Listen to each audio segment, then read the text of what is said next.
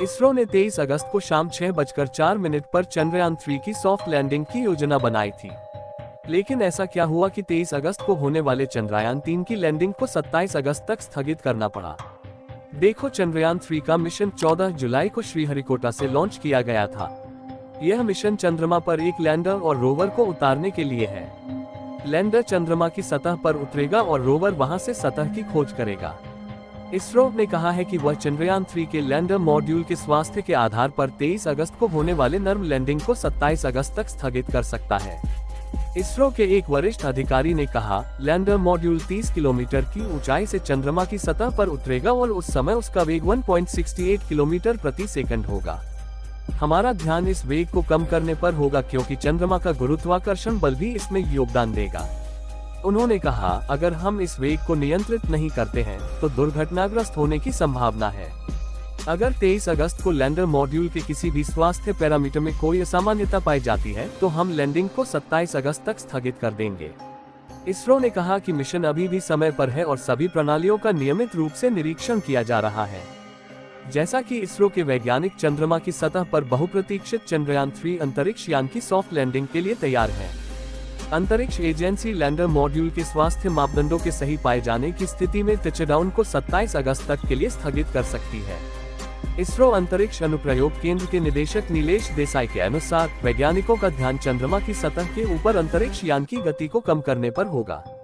Lander 23 अगस्त को 30 kilometre की ऊंचाई से चंद्रमा की सतह पर उतरने की कोशिश करेगा और उस समय इसकी गति 1.68 किलोमीटर प्रति सेकंड होगी।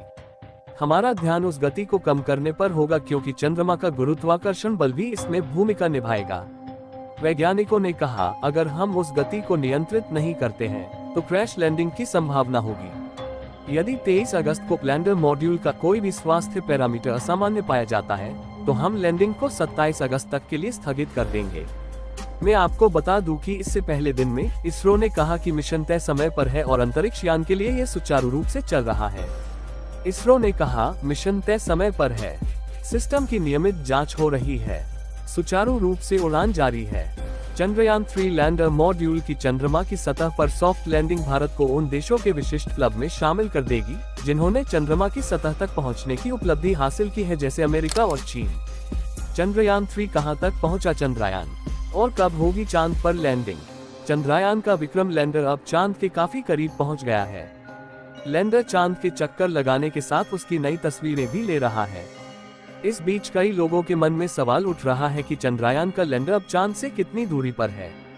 चंद्रयान 3 इतिहास रचने से अब चंद कदम की दूरी पर है। समय बीतने के साथ साथ यान चंद्रमा के और करीब पहुंचता जा रहा है। चंद्रयान का विक्रम लैंडर चांद के चक्कर लगाने के साथ उसकी नई तस्वीरें भी ले रहा है। इसरो ने लैंडर द्वारा ली गई कई नई तस्वीरें भी जारी की है। इस बीच कई लोगों के मन में सवाल उठ रहा है कि चंद्रयान 3 का लैंडर विक्रम अब चांद से कितनी दूरी पर है, लैंडर कहां तक पहुंचा और लैंडर कब लैंडिंग करेगा। चंद्रयान 3 अब तेजी से चांद की सतह पर लैंड करने के करीब बढ़ रहा है। लैंडर विक्रम चांद की ऐसी कक्षा में स्थापित हो गया है जहां चंद्रमा का निकटतम बिंदु 25 किलोमीटर और सबसे दूर 134 किलोमीटर है। चंद्रयान 3 के लैंडर विक्रम की लैंडिंग की तारीख की घोषणा इसरो ने पहले ही कर दी थी, लेकिन टेक्निकल रीजन की वजह से ये तारीख बदल दी है। इसरो ने पहले बताया था कि चंद्रयान 3 23 अगस्त को चांद की सतह पर लैंडिंग करेगा। हालांकि अब इसरो ने 23 अगस्त को बदलकर 27 अगस्त कर दी है। अब चंद्रयान 3 27 अगस्त को चांद के साउथ पोल पर सॉफ्ट लैंडिंग करेगा। चंद्रयान 3 की लाइव लोकेशन क्या है? चंद्रयान 3 कहां पहुंचा है, ये भी सभी के मन में सवाल है। फिलहाल चंद्रयान 3 चांद के उस ऑर्बिट या कक्षा में स्थापित है जहां से उसकी दूरी केवल 25 किलोमीटर की है। और इसरो के अध्यक्ष ने बताया कि चंद्रयान 3 की सॉफ्ट लैंडिंग के दौरान सबसे इम्पोर्टेंट अंतरिक्ष यान की दिशा होगी। उन्होंने कहा कि लैंडिंग प्रक्रिया की शुरुआत में अभी इसकी स्पीड ऑलमोस्ट 1.68 किलोमीटर प्रति सेकंड है, जो और कम होगी। चंद्रयान -3 में किस ईंधन का उपयोग किया गया है? वैसे चंद्रयान 3 ले जाने वाले रॉकेट में ठोस और तरल दोनों तरह के ईंधन का इस्तेमाल किया गया। पहले चरण में ठोस ईंधन का उपयोग किया जाता है, जबकि दूसरे चरण में तरल ईंधन का उपयोग किया जाता है। अंतिम चरण के लिए एक क्रायोजेनिक इंजन का उपयोग किया जाता है, जो तरल हाइड्रोजन और ऑक्सीजन पर चलता है। रॉकेट की ईंधन क्षमता 27,000 किलोग्राम से अधिक है। और मैं आपकी जानकारी के लिए बता दूं कि चांद तक अभी केवल अमेरिका, रूस और चीन लैंडर को उतार सके हैं। लैंडर विक्रम के चांद की सतह पर उतरने के साथ ही भारत ऐसा करने वाला दुनिया का चौथा देश बन जाएगा। भारत ने पहले भी चंद्रयान 2 मिशन के तहत लैंडर उतारने की कोशिश की थी, लेकिन टेक्निकल रीजन के चलते वो क्रैश हो गया था। चंद्रयान 3 चंद्रमा की सतह पर लैंड करने के लिए तैयार है। इसरो के इस मिशन पर पूरी दुनिया की निगाहें टिकी हुई हैं। चंद्रयान चांद के साउथ पोल के पास लैंड करेगा। अब जानते हैं कि चंद्रयान 3 वहां पर जाकर करेगा क्या।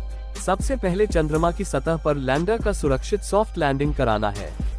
देखो, अर्थ और यूनिवर्स के इतिहास का अध्ययन करने के लिए चंद्रमा वैज्ञानिकों का एक लक्ष्य बन चुका है। चंद्रयान 2 की तरह चंद्रयान 3 के पास भी एक लैंडर जो चांद की सतह पर सॉफ्ट लैंडिंग करेगा और एक रोवर होगा जो चांद की सतह पर घूमेगा। सबसे पहले तो वह चांद की सतह की तस्वीरें भेजेगा, चांद की मिट्टी की जांच करेगा, चांद के वातावरण की रिपोर्ट देगा, चांद का केमिकल विश्लेषण करेगा, चांद पर मौजूद खनिज खोजेगा और चांद पर क्या पानी का कोई अंश है इसका पता लगाएगा। अगर साउथ पोल पर पानी या खनिज मिलता है तो यह विज्ञान के लिए बड़ी कामयाबी होगी। नासा के अनुसार चांद के साउथ पोल पर बर्फ है और यहाँ कई और नेचुरल रिसोर्सेज भी मिल सकते हैं। अब आपके मन में सवाल उठ रहा होगा कि इससे भारत को क्या फायदा होगा। इसरो कोई पागल थोड़ी ना है जो बिना फालतू 615 करोड़ खर्च करेगा सिर्फ चांद पर जाने के लिए। सबसे पहले बता दूं कि खास बात यह है कि अगर लैंडर की सॉफ्ट लैंडिंग होती है तो इससे भारत की ताकत को बढ़ावा मिलेगा। यह न केवल देश की स्पेस एक्सपेंसिंग की दौड़ में मदद दिलाएगा, इनफैक्ट इंडियन इकोनॉमी में भी कंट्रीब्यूट भी करेगा। जॉब क्रिएशन से लेकर प्राइवेट इन्वेस्टमेंट में बढ़ोतरी होगी। यहाँ तक कि टेक्नोलॉजिकल एडवांस में भी चंद्रयान 3 मिशन इंडियन इकोनॉमी को बूस्ट दे सकता है। According to report, Indian space economy 2020 में $9.6 बिलियन की थी और यह अनुमान लगाया जा रहा है कि 2025 तक बढ़कर यह $13 बिलियन तक हो जाएगी। दोस्तों, रूस का लूना 25 क्रैश हो गया जिसकी कीमत थी ऑलमोस्ट 16,000 करोड़ रुपए। लेकिन बात करें इसके बजट, चंद्रयान 3 का कुल बजट ऑलमोस्ट 615 करोड़ रुपए है। लेकिन लिमिटेड रिसोर्सेज और लो कॉस्ट में इसरो ने जिस कामयाबी के साथ इस मिशन को पूरा किया है, इसरो के लिए एक लाइक तो बनता है यार। इस वीडियो को लाइक करके कमेंट में जय हिंद लिख दो और ऐसे ही वीडियो के लिए जी न्यूज़ टीवी चैनल को सब्सक्राइब कर लो।